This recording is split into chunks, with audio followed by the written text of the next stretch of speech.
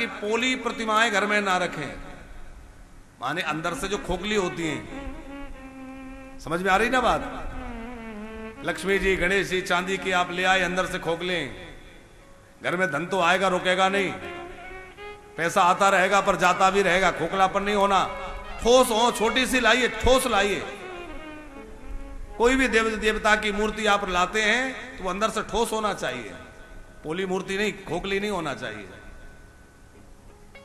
तो ये सब छोटी छोटी बातों का भी हमेशा विवेक और विचार रखना चाहिए। संघ घर में जब भी रखे, घर में संघ तो रखना ही चाहिए।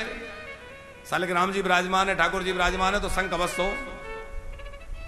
संघ जो है हमेशा ऐसा रखना चाहिए कि उसमें जो जल भरने का स्थान है वो ऊपर रहे, और संघ में थोड़ा ना थोड़ा जल भरा रहना चाहिए।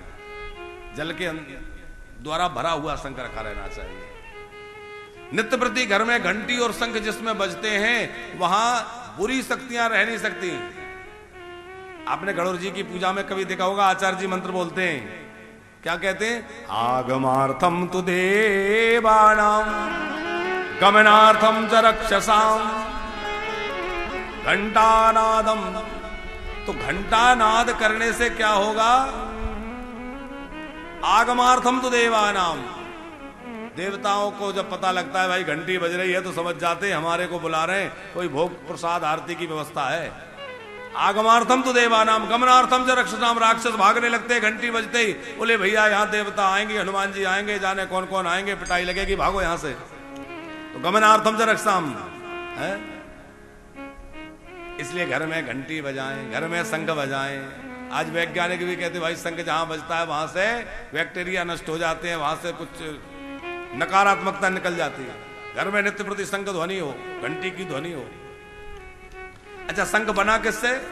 अभी हम जिस शंखचूड़ की चर्चा सुन रहे हैं, जब भगवान विष्णु ने शालिग्राम जी के रूप में उनको श्राप मिल गया, वो तुलसी जो थी उनका सत्व भंग हो गया, तो तुलसी का पति शंखचूड़ भगवान शंकर से युद्ध कर रहा था।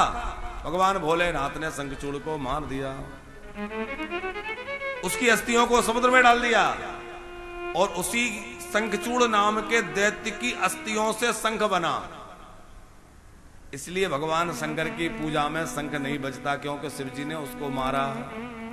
शिवजी उसके शत्रु हैं, तो शिवजी को वह स्वीकार नहीं है।